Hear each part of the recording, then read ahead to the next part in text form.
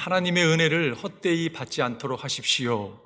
하나님의 은혜를 헛되이 받지 않도록 하십시오라는 제목을 가지고 하나님의 말씀을 나누겠습니다. 여러분, 독일의 그 버너프라는 분이 계시죠. 그분이 많은 책을 썼었는데 우리가 신학교에 들어가게 되면 읽는 책 가운데 하나가 The Cost of Discipleship이라는 제자도에 대한 그러한 책이 하나 있습니다. 그 책을 읽게 되면 굉장히 좀 부담스러운 그러한 도전적인 말씀을 많이 하는 것을 보게 돼요.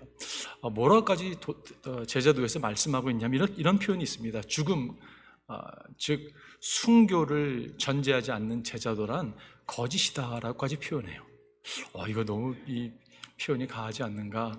대가를 지불하지 않는 제자도야말로 하느님의 은혜를 빙자하여 자신의 욕망을 채우는 행위다라고까지 아주 그렇게 이야기를 합니다.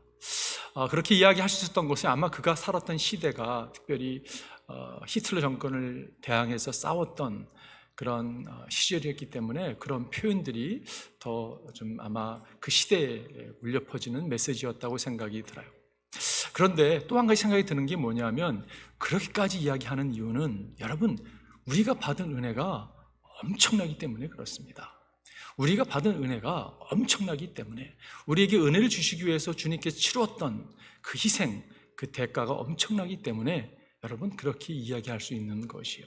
그 버너퍼가 값싼 은혜라는 표현을 썼습니다. Cheap Grace라는 그런 표현을 썼던 것을 보게 돼요. 유명한 코테이션이죠. 그렇게 얘기하고 있어요. Cheap Grace is the preaching of forgiveness without requiring repentance. 회개를 요구하지 아니하는 그러한 용서에 대한 메시지를 증거하는 그것이 값싼 은혜라는 표현을 했습니다. Baptism without church discipline, 교회 치리가 없는 세례, Communion without confession, 고백이 없는 그러한 성례, 그런 것이 값싼 은혜다라고 말씀합니다. Cheap grace, grace without discipleship, 제자 훈련이 없는 어떠한 은혜, 그것이 값싼 은혜고 Grace without the cross, 십자가가 없는 은혜, 그리스도 예수가 없는 은혜, 그분의 삶과 그분의 성육신이 없는 은혜, 그런 것이 값싼 은혜라고까지 그가 이야기하고 있습니다. 여러분, 값싼 은혜라는 표현은 사실 있을 수가 있는 게 아니죠. 우리가 은혜를 제대로 깨닫게 된다면 여러분, 값싼 은혜를 추구할 수가 없습니다. 진정 은혜가 우리 삶 가운데 찾아온다면 여러분, 은혜를 존귀하게 여길 수밖에 없어요. 왜냐하면 은혜는 희생이 따르기 때문에 그렇습니다. 여러분과 제가 구원받기 위해서 우리를 은혜를 주시기 위해서 주님이 희생하셨어요. 근데 여러분 만약에 우리의 죄가 없었다면 예수님이 희생할 필요가 없으셨잖아요. 그죠? 근데 그 희생하시기 위해서 대가가 엄청났습니다. 여러분과 제가 의인이었다면 대가를 지불할 필요가 없었어요. 그런데 우리가 죄인이었기 때문에 처절하게 죄인이었기 때문에 주님은 여러분 희생할 수밖에 없었습니다. 대가를 지불하고 희생할 수밖에 없었다는 것이에요. 그렇기 때문에 여러분과 제가 받은 은혜가 엄청난 것입니다. 오늘 사도 바울은 우리에게 오늘 선포하고 있어요. 은혜를 헛되이 받지 마십시오. 고린도 교회에게 하셨던 말씀이 오늘 여러분과 저에게 하나님께서 우리에게 말씀해 주기를 바라요. 절대 은혜를 헛되이 받을 수가 없습니다. 여러분이 받은 은혜가 얼마나 고귀한데 그렇게 받을 수 있겠습니까? 이야기하는 말씀을 여러분과 제 마음에 새기기를 바라요. 제가 그런 생각을 해보았어요. 많은 설교자들이 은혜에 대한 메시지를 많이 증거합니다. 저 또한 또감사 강단을 통해서 아마 퍼센테이지로 따진다면 은혜에 대한 메시지를 제일 많이 전했을 거라고 생각이 들어요. 왜냐하면 여러분 복음의 핵심이 은혜이기 때문에 그렇습니다. 은혜를 나누면서 은혜를 정의하기도 하고 은혜에 대해서 모습을 이렇게 표현할 때가 적지 않게 있어요. 그런데 이것이 여러분 결단코 쉽지 않습니다. 왜냐하면요 은혜라는 것이 너무 광범위하기 때문에 그래요. 은혜라는 것이 단순하게 우리가 이렇게 캡슐로 이렇게 받을 수 있는 게 아니기 때문에 그런 생각을 갖게 됩니다. What's amazing about grace라고 하는 그런 책에 필립 얀스가 그렇게 표현한 것이 있어요. 개구리에 대해서 연구하기 위해서는 개구리를 잡아서 해부하게 되면 생물 시간에 여러분 해부해서 연구하는 것처럼 개구리에 대해서 알 수 있다는 것이에요. 그런데 해부하기 위해서는 개구리를 죽여야 된다는 표현을 합니다. 그러면서 은혜라는 것을 우리가 쉽게 이렇게 정의를 하면서 이야기한다는 것은 어쩌면 그 광대함을, 그 진정한 의미에서의 의미를 죽일 수도 있다라는 표현을 써요. 제가 그 표현이 마음에 와닿았습니다. 그래서 우리가 시간을 많이 투자해서 소모해서 은혜에 대해서 연구하기보다는 여러분과 제가 은혜를 집중했으면 좋겠어요. 여러분, 은혜가 무엇입니까? 그게요, 예수 그리스도의 희생이죠. 그것이 예수 그리스도의 십자가입니다. 여러분과 제가 십자가를 집중하기를 바라요. 근데 십자가에 놀라운 능력이 나타나죠. 언제 능력이 나타나는가? 십자가를 바라봤는데 어저께 바라봤던 십자가와 오늘 바라봤던 십자가가 다른 것이에요. 십자가의 메시지가 나의 삶 가운데, 우리 삶 가운데 이렇게 다가오는 것을 보게 됩니다. 너무 여러 모습으로 다가오는 것을 경험하게 돼요. 아, 그렇구나. 이것이 은혜의 광대함이구나 라는 생각을 갖게 됩니다. 여러분, 우리가 십자가를 바라볼 때 주님의 희생을 바라보게 돼요. 주님께서 희생하시면서 치루셨던 대가를 바라보면서 감격하게 됩니다. 여러분과 제 삶이 늘 감격 가운데 살아가기를 바라요. 늘 감사가 끊이지 않기를 바랍니다. 여러분, 제가 질문해 볼게요. 여러분 삶 가운데 은혜로 인하여, 주님께서 하나님께서 베푸시는 은혜로 인하여 감격이 있으십니까? 감사가 흘러넘치십니까? 만약에 그렇지 않는다면 어쩌면 우리의 눈은 십자가를 바라보지 않을지 모르겠어요. 어쩌면 은혜를 헛되이 받는 모습 가운데 나가 있는지 모르겠습니다. 오늘 말씀을 접하면서 다시 한번 자신을 한번 돌아보는 시간이 되기를 바라요. 오늘 하나님께서 우리에게 말씀하시는 말씀 앞에 정말 마음을 열고 내 자신을 한번 점검해 보는 시간이 되기를 바랍니다. 하나님의 은혜를 절대 여러분과 제가 헛되이 받지 않기를 바라요. 그런데 우리가 헛되이 받는다는, 사실 사도 바울 우리에게 경고하고 있는데 그 경고하는 말씀은 우리가 헛되이 받을 수 있는 잠재력이 있기 때문에 그렇다는 거죠. 자신 한번 돌아보는 시간 되기를 바랍니다. 언제 우리가 하나님의 은혜를 헛되이 받는가? 첫 번째는요, 우리의 의를 붙잡고 살아가고 살 때입니다. 여러분과 저는 더러운 의를 갖고 있었던 사람들이에요. 근데 거룩한 의 하나님께서, 예수 그리스도께서 우리의 더러운 의를 아주 멸살시키기 위해서, 하나님의 의로 대치시키기 위해서 우리 가운데 오셨죠. 오늘 본문이 이렇게 시작합니다. 하나님께서는 죄를 모르시는 분에게 우리 대신으로 죄를 씌우셨습니다. 예수님은 거룩한 분이셨어요. 죄가 없으신 분이셨습니다. 그런데 그분에게 모든 저주를, 죄를 씌우셨다고 말씀하고 있어요. 그것은 우리가 그리스도 안에서 하나님의 의가 되게 하시려는 것입니다. 여러분과 저로 하여금 하나님의 의가 되게 하기 위해서 주님께서 여러분 죄를 다시 뒤집어 쓰신 것이에요. 그런데 혹시 우리가 여전히 우리의 의를 붙잡고 있다면 그것은 하나님의 은혜를 제대로 받지 못한 모습이라고 오늘 바울이 이야기하고 있는 것이. 진리가 무엇입니까? 그럼 복음이 무엇이었습니까? 복음이 무엇이냐면 우리는 죽을 수밖에 없는, 저주받을 수밖에 없는 더러운 의를 갖고 있었던 사람입니다. 근데 그 거룩하신 분께서 우리를 대신해서 우리로 하여금 하나님 의가 되게 하기 위해서 희생하셨습니다는 말씀이에요. 여러분, 한순간이라도 여러분의 의로 하나님 앞에 서고자 하지 마십시오. 그것은 하나님의 의를, 오히려 은혜를 대적하는 모습이 될 수 있다는 것이에요. 그리스도인의 삶을 이야기할 때 삶의 어떠한 부분적 개선을 이야기하는 것이 아닙니다. 저 사람이 과거에는 예수를 몰랐었는데 이제 예수를 믿기 시작하는 것 같은데 저 사람의 삶이 변화되는 걸 봐봐 한번, 이렇게 삶의 임프루먼을 이야기하는 것이 아니에요. 부분적인 개선이 찾아왔지 않았어? 이렇게 리모델링한 모습, 어떤 그런 모습을 이야기하는 것이 아닙니다. 업그레이드된 모습이 아니라, 여러분 만약에 건물이 있다면요, 그 건물의 땅부터 완전히 뒤엎어지고 갈아엎고 그 안에 새로운 건물이 들어서는 거예요. 우리의 거짓된 의가 하나님의 거룩한 의로 이렇게 대치되는 것입니다. 리플레이스 되는 것이, 그것이 구원이잖아요. 그죠? 사도 바울도 그의 죄성을 명확하게 알았습니다. 그래서 은혜 아니고는 도저히 살 수 없습니다라고 그가 고백했던 것을 보게 돼요. 그가 이렇게 고백하죠. 나는 사도들 가운데서 가장 작은 사도입니다. 나는 사도라고 불릴 만한 자격도 없습니다. 그것은 내가 하나님의 교회를 박해했기 때문입니다. 저는 과거에 하나님의 교회를 박해하던 사람입니다. 그래서 사도라고 불릴 수 있는 자격도 없는 사람이라고 고백하는 거잖아요. 그죠? 그러나 나는 하나님의 은혜로 오늘의 내가 되었습니다. 이게 사도 바울의 고백이에요. 내가 나 된 것은 하나님의 은혜입니다 고백하는 거예요. 나에게 베풀어 주신 하나님의 은혜는 헛되지 않았습니다. 여러분과 저에게도 베풀어 주신 하나님의 은혜는 헛되지 않는 것입니다. 나는 사도들 가운데 어느 누구보다 더 열심히 일하였습니다. 그러나 이렇게 한 것은 내가 아니라 나와 함께 하신 하나님의 은혜입니다 라고 고백하고 있어요. 하나님의 은혜로 내가 구원받았고, 하나님의 은혜로 내가 사도로 부르심을 받고, 하나님의 은혜로 내가 열심을 내서 주를 섬긴다라고 그가 고백하고 있는 것을 보게 돼요. 여러분, 사도 바울이 열심히 주를 위해 섬겼어요, 그죠? 근데 자기의 의를 드러나고자 한 것이 아니라는 것이에요. 그것은 하나님의 철저한 은혜로 말미암아 하나님의 의가 드러났습니다라고 고백한 것이에요. 그는 자신을 너무 잘 알고 있었습니다. 여러분과 저도 우리 자신을 너무 잘 알고 있죠. 잘 알아야 되죠. 그래서 그가 이렇게 로마서 고백하고 있어요. 나는 내 속에 곧 육신 속에 선한 것이 깃들여 있지 않는다는 것을 압니다. 내 안에 선이 없습니다를 안다고 고백하고 있어요. 나는 선을 행하려는 의지는 있으나 그것을 실행하지는 않으니 말입니다. 우리가 여러분 그런 모습이 있어요, 그죠? 정말 선행을 하고자 하는 모습이 있습니다. 그러나 그걸 하지 못하는 우리의 또한 모습을 발견할 때가 얼마나 많은지 모르겠어요. 사도 바울이 열심히 냈던 동기가 무엇이었습니까, 여러분? 그가 받은 은혜가 너무 귀했기 때문에 그 은혜로 인하여 하나님의 의가 드러났다라고 고백한 것이 내 의로 드러난 것이 아니에요. 이것을 사도 바울은 너무나 잘 알았다는 것이에요.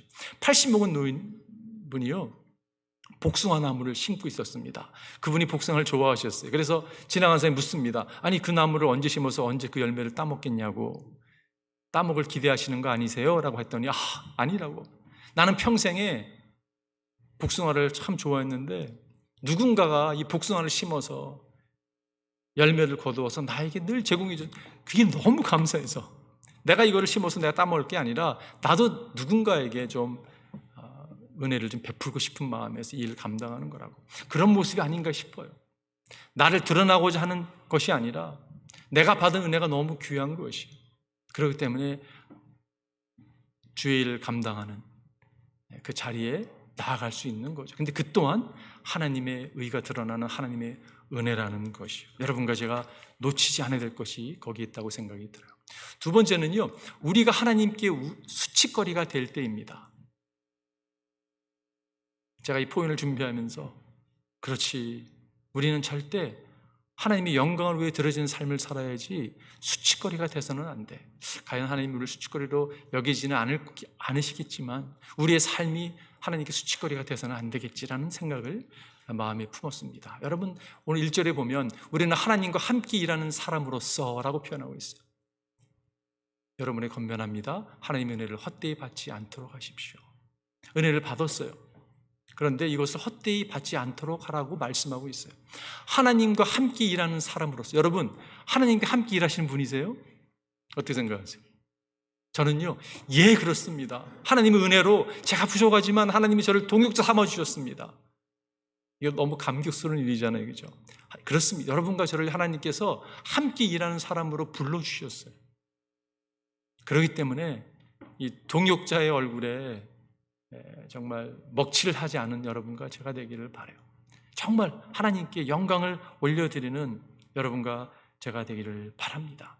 디도서 이렇게 말씀하고, 모든 사람에게 하나님의 구원의 은혜가 나타났습니다. 여러분과 제가 그리스도 안에 있다면 우리는요, 은혜를 받은 사람들이에요.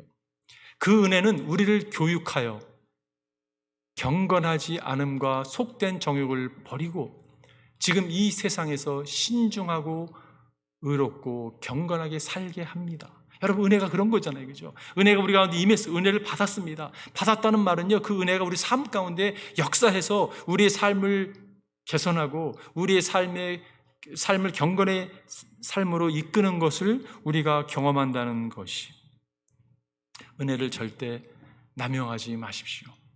은혜를 잘못 이해할 때 두 가지 익스트림으로 빠지게 되는 거예요. 첫 번째는 뭐냐면요, 방종의 삶을 살아가는 사람들이 있습니다. 첫 번째 L입니다. L. License to sin. 내가 죄 짓는데 면허증을 받은 거예요. 그거는 여러분, 그건 방종의 삶이죠. 또 다른 L은요, Legalism. 이거는 율법주의에 빠져 살아가는 그 모습입니다. 하나님께서 나를 대신해 십자가에 죽으셨을 때 나의 과거, 현재, 미래의 모든 죄를 짊어지셨어. 그렇기 때문에 이제는 나는 은혜 받은 사람으로서 마음 편하게 죄 짓고 살는데, 이렇게 이야기하고 있다면 여러분, 은혜를 잘못 깨달아도 한참 잘못 깨달은 모습인 것을 보게 돼요. 그런 사람들이 초대교회도 있었습니다. 그래서 유다서에 보면 이런 말씀하고 있어요. 몇몇 사람이 몰래 숨어들었기 때문입니다. 성경에는 그들의 받을 심판을 옛날에 미리 적어 놓았습니다. 그들은 경건하지 못한 자들로서라고 표현하고 있어요. 우리 하나님의 은혜를 방종거리로 만들고, 은혜를요 방종거리로 만들었어요. 오직 한 분이신 지배자요 우리의 주님이신 예수 그리스도를 부인하는 자들입니다. 이들은 은혜를 받다고 이야기하고 있지만 그것을 방종거리로 삼고, 이 사람들은 어떤 사람이냐, 그리스도를 부인하는 사람이라고까지 이야기하고 있는 것을 보게 돼요. 사도 바울도 그런 모습에 있는 사람을 향해 이렇게 말씀하고 있습니다. 그러면 우리가 무엇이라고 말을 해야 하겠습니까? 은혜를 더하게 하려고 여전히 제 가운데 머물러 있어야 하겠습니까? 제가 있는 곳에 은혜가 풍성하다고 이야기하니까 그러면 내가 더 은혜를 더 풍성하게 하기 위해서 제 가운데 더 거할 거라고, 여러분 그런 말도 안 되는 아규먼을 가지고 나타나는 사람에게 사도 바울이 한 말씀이 이런 것이라는 것이, 여러분과 제가 은혜를 제대로 받았다면, 예수 그리스도께서 우리 삶 가운데 우리 마음에 찾아오셨다면, 여러분 그러한 마음을 절대 줄 수 저는 없다고 생각이 들어요. 우리 마음 가운데 어떤 마음이 있냐면 정말 하나님을 기쁘시게 해드리고 하시는 마음, 어떻게 하면 내가 하나님을 기쁘시게 해드릴까, 어떻게 하면 내가 받은 은혜에 정말 보답할 수 있을까, 보답하고 싶어하는 그런 마음. 여러분 생명이 들어오면요 갈등할 수밖에 없습니다. 죄에 대해서 갈등할 수밖에 없어요. 여러분 경험하셨을 거예요. 작은 것도 이전에는 전혀 갈등이 없었는데 어느 순간부터 갈등하기 시작하는 것이, 그것이 성령의 역사라는 거죠. 죄를 짓는데 면허증을, 라이센스를 취득한 사람처럼 그렇게 은혜를 남용하지 않는 여러분과 제가 되기를 바라요. 첫 번째가 라이센스 투 신이라면 다른 것은 리걸리즘입니다. 율법주의적 사고방식. 이런 사람의 태도는 어떤 태도냐면 이런 태도예요. 내가 하나님의 법을 순종함으로 하나님의 사랑을 독차지할 거야. 여러분 이 또한 은혜를 헛되이 받는 모습이라고 성경은 우리에게 가르쳐주고 있어요. 이런 율법주의자들의 특이하게 나타나는 현상이 뭐냐면요, 이런 현상입니다. 예수님과의 관계보다 어떤 룰을 지키는 것을 더 중요시 여기는 사람이에요. 늘 입술에 무엇이 옳고 그르고 이걸 판단하는 판단자의 모습으로 쓸 때가 적지 않게 있는 것을 보게 돼요. 이런 모습이 혹시 우리의 모습이라면 여러분 이런 것을 깨부셔야 된다는 것이에요. 초대교회도 말씀을 접했지만 여전히 옛 습성을 붙들고 살아갔던 사람들이 있었습니다. 그래서 사도 바울이 갈라디아서 이렇게 말씀하고 있어요. 지금은 여러분이 하나님을 알 뿐만 아니라 하나님께서 여러분을 알아주셨습니다. 여러분 복음을 접하지 않았습니까? 이렇게 말씀하고 있는 거예요. 은혜를 받지 않았습니까? 그런데 어찌하여 그 무력하고 천하고 유치한 교훈으로 되돌아가서 어떻게 초등감을 쫓았던 그 과거의 모습 돌아갈 수 있습니까? 또다시 그것들에게 종노타려고 합니까? 라고 말씀하고 있어요. 종이 무엇입니까? 자염이 없는, 여전히 묶여있는 그 삶을 왜 살려고 하십니까? 라고 이야기하고 있어요. 여러분은 날과 달과 계절과 해를 지키고 있으니, 여전히 지키고 왔던 그 규율을 지키고 있으니 내가 여러분을 위하여 수고한 것이 헛될까 염려됩니다. 사도 바울이 염려했어요. 내가 복음을 이 고귀한 은혜의 복음을 전했는데 그것을 제대로 깨닫지 못하고 은혜의 헛된 삶을 살까 두려워했습니다. 여러분 오늘날에는 이런 모습이 어디에 있을까요? 보통 여러분 잘 보이지 않을지 모르지만 오늘날에도 여러분 여전히 내 의로 구원을 받고자 내 의로 나아가는 모습이 있는 것을 보게 돼요. 어떤 교회들은요 여성들이 옷 입는 것 가지고 머리 스타일 가지고 이렇게 이야기하는 교회들도 있습니다. 여러분 상상이 되세요? 21세기인데도 여성들이 일하는 것, 그것에 대해서 아주 강하게 이야기하는 교회들도 있습니다. 어떤 성경 번역만을 고집하는 교회들도 있고요. 그가 외에는 쳐주지 않는 그런 모습들. 근데 혹시 우리의 모습 가운데 그런 모습이 있나 한번 돌아보는 시간 되면 좋을 것 같아요. 첫 번째 L도 아니고 두 번째 L도 아니고 세 번째 L이 중요합니다. 그 L이 뭐냐면요, love입니다. love, 사랑. 제가 몇 주 전에 동기에 대한 말씀을 나눴어요. 여러분, 우리가 주를 위해서 삶을 드리고 정말 열심을 내어 주를 섬기는 것은요, 그 동기가 중요한 거죠. 무슨 동기입니까, 여러분? 내가 받은 사랑이 너무 감격스러워서, 정말 감사해서 여러분과 제가 사랑으로 화답하는 그 자리에 나가는 것이 은혜 받은 사람의 특징이라는 거죠. 주님이 이렇게 말씀하셨어요. 너희가 나를 사랑하면 내 계명을 지킬 것이다. 내 계명을 지키면 사랑할 것이 아니라는 것이에요. 너희가 나를 사랑하면 내 계명을 지킬 거라고 주님이 말씀하셨어요. 어느 부부가 살아가는데요, 별로 행복하지 않았다고 합니다. 왜냐하면 남편이 너무 요구가 많은 거예요. 혹시 그런 남편 계세요? 늘 그냥 요구하는 거예요. 왜 이렇게 요구가 많은지. 아내가 별로 행복하지 않았어요. 요구를 하는데 요구하다 이제 리스트까지 목록을 만들어서 아내에게 줬다고 합니다. 내가 당신에게 원하는 것, 요구하는 것 이것입니다. 그 요구를 보니까요, 아침에 일어나는 것부터 시작해서 음식은 이거를 먹기 원하고, 여러분 그 삶이 얼마나 힘들었겠습니까? 기쁨이 있었겠어요? 정말 기쁨이 없는 삶 가운데 살아가다가 기쁨의 순간이 찾아왔어요. 남편이 죽었습니다. 얼마나 행복했겠어요, 그죠? 갑자기 불행하게 살다가 남편이 죽은 거예요. 너무 기뻤다고 합니다. 우리 성도님 가운데 너무 요구하는 성도님이 계시면 아내나 남편이 여러분의 죽음을 기다리고 있지 모른다는 것을, 농담이고요. 근데 그 여인이 남편이 죽은 다음에 얼마가 지나지 않아서 남편을 재혼을 하게 됐는데, 이 사람은 너무 사랑이 많은 사람이에요. 요구를 전혀 안 하는 사람이에요. 그냥 늘 사랑해 주는 거예요. 품어주고 아껴주고. 그래서 어느 날 청소를 하다가 이전 남편이 좋았던 그 목록이 발견됐습니다. 그걸 보고 깜짝 놀랐어요. 왜냐하면 그 목록에 적혀 있는 것을 자기가 여전히 똑같이 하고 있는 것이에요.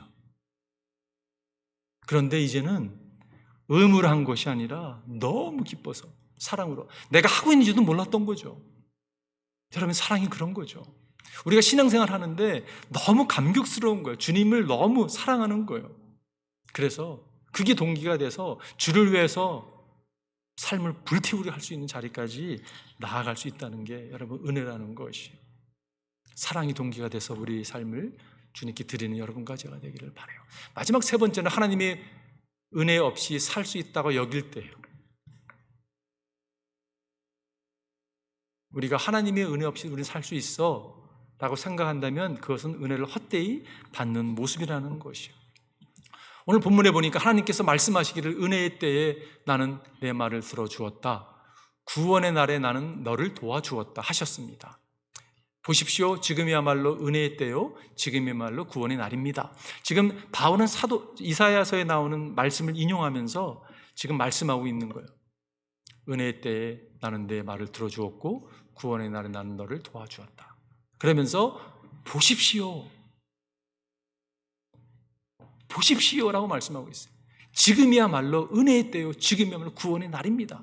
지금이라는 이야기를 하고 있는 것을 보게 돼요. 여러분, 저는 팬데믹을 지나면서 이게 언제 끝날까라고 하는 그러한 마음의 답답함이 있잖아요, 그죠? 근데 이 팬데믹 시간이 지금이야말로 여러분과 제가 더더욱 믿음을 다시 확인하고 더더욱 주님의 은혜 가운데 거하면서 은혜를 받을 만한 때라고 저는 믿습니다. 우리뿐만이 아니라 전 세계적으로 어려움 가운데 처해진 우리 모습이, 인류가 하나님께 나올 수 있는 기회라고 생각이 들어요. 그렇기 때문에 여러분, 우리가 더 기도해야 되고 은혜를 구해야 된다고 생각이 들어요. 지금이 여러분 은혜 받을 때입니다. 지금 은혜 받아야 돼요. 절대 늦추지 마십시오. 여러분, 늦추지 마십시오. 왜냐하면 늦춘다면 어쩌면 그 기회가 다시 돌아오지 않을 수도 몰라요. 지금 은혜 받는 거예요. 지금이라는 것은 현재를 우리가 표현할 영어로 present이라고, present. 또한 present 단어가 여러분 선물이라는 단어도 뜻도 있잖아요. 그래서 present, 현재가 present, 선물입니다. 하나님께서 우리에게 주신 선물이에요. 이 선물을 여러분과 제가 놓치지 않기를 바라요. 선물을 열어봐야 됩니다. 열지 않고 닫아놓고 무시할 수 있는 게 아니라는 것이요. 은혜라는 것은 현재형입니다. 여러분, 과거에 저요 은혜 가운데 살았어요. 특별한 의미가 없습니다, 여러분. 제가 옛날에 과거에요 기도원도 많이 다니고요, 철화도 많이 하고요. 여러분, 별로 은혜가 되지 않아요. 과거는 과거예요. 중요한 것은 오늘입니다. 과거의 우리 모습이 누추하고 부족함이 많고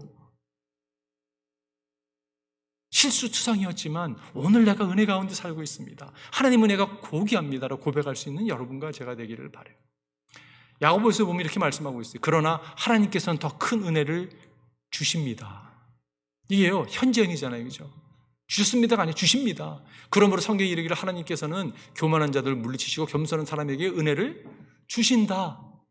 God gives grace. God gives us grace. 하나님이 오늘 우리에게 은혜를 주시는 분이세요. 우리는 오늘 은혜가 필요합니다. 지금 이 순간 필요해요. 매 순간순간 필요해요. 여러분과 제가 하나님 앞에 바로 서서 하나님의 은혜를 받아야 되는 거예요. 오늘 받아야 되는 거예요. 지금 받아야 되는 거예요.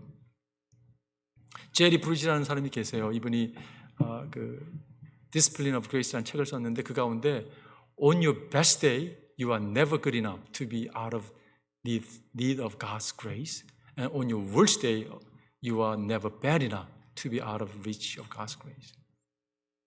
최상의 날이건 최악의 날이건 우리는요, 하나님의 은혜가 늘 필요한 사람이라는 표현이잖아요. 우리는 늘 필요한 사람이에요. 오늘 그 은혜가 여러분과 저에게 임하기를 바랍니다.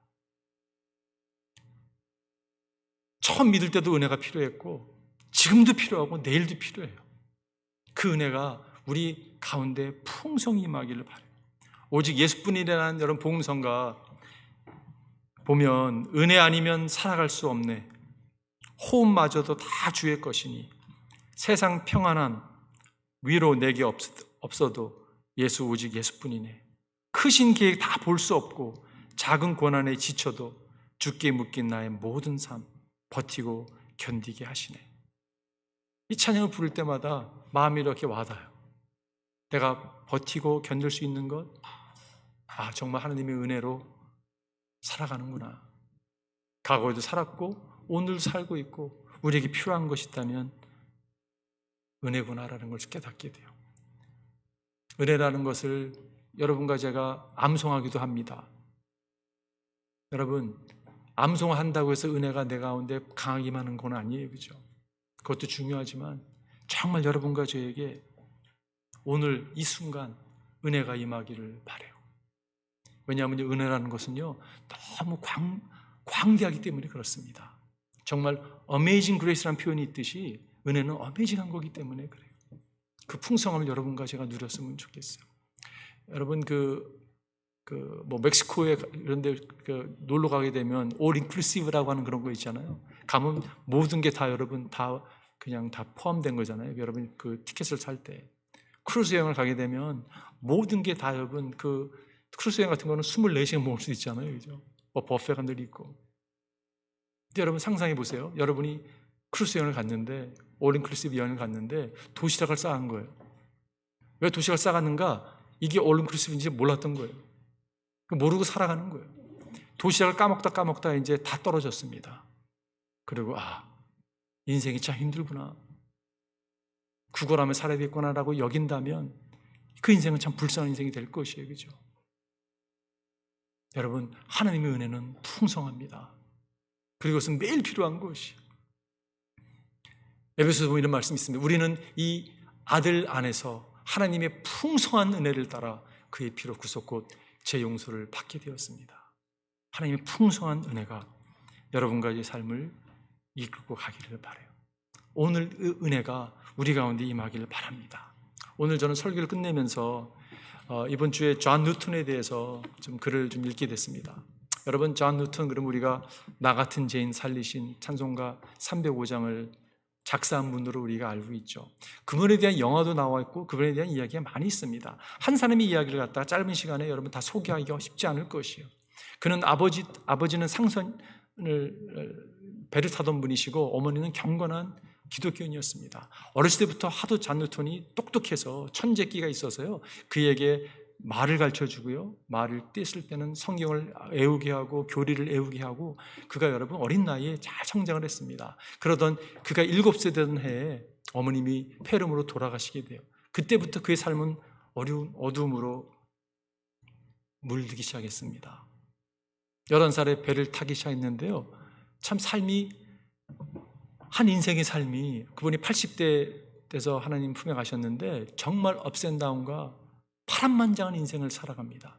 그런데 그의 삶을 주관했던 것이 그래도 어렸을 때 말씀이 그 삶을 주관했는데, 그래서 이렇게 방탕하다가도 이렇게 돌아오곤 했습니다. 그런데 여전히 그의 삶을, 여러분, 삶의 변화가 있지 않은 것이, 여전히 방탕했습니다.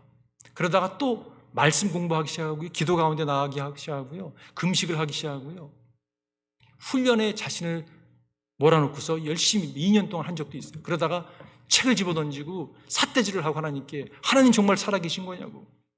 그리고 또다시 방탕한 삶을 살게 됩니다. 안 좋은 친구들 어울리면서 아주 세상적으로 타락한 인생을 살아갔어요. 그러다가 그가 아버지가 또 권유해서 해군으로 들어가게 되는데 거기서 또 사고를 치고 감옥에 갔다가 풀려나고, 여러분, 그가 나중에는 노예를 팔고 사는 그 자리에 가지만 그가, 여러분, 노예가 돼서 아프리카로 끌려간 적도 있었습니다. 거진 2년에 가까운 시간을, 여러분, 고생을 했어요. 그래서 그 글을 보면 나중에 감정적으로는 치유를 받았지만 육체적인 고통은 너무 어려웠다, 아직도 흔적이 남아있다고, 스카가 있다고 그렇게 표현을 합니다. 하여간에 그 인생이요, 파란만장한 인생을 살았어요. 근데 그가 언제 온전히 거듭났는가? 예수 그리스도의 희생에 대해서, 여러분, 이것이 어렸을 때 암기했던 암송, 부모로 받았던 그런 차원이 아니라 이것이요, 그의 영혼의 인격적으로 찾아와 준 것이에요. 예수님의 희생, 이게 너무 중요하거든요. 여러분, 희생이라는 것은 대가를 지불할 수밖에 없는 것이에요. 그죠?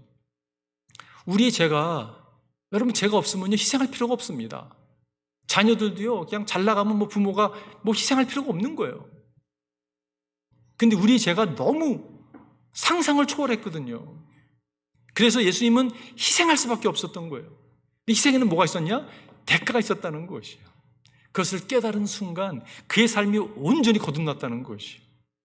그래서 성공의 목사까지 돼서 그가, 여러분, 주위 사람들이 그걸 말렸습니다. 너무 나이가 드시니까, 18세기 분이니까 그 당대에 80 정도면 굉장히 노년이거든요. 계속 말씀을 전하고 그러니까 이제 그만하라고 주위에서 말렸대요.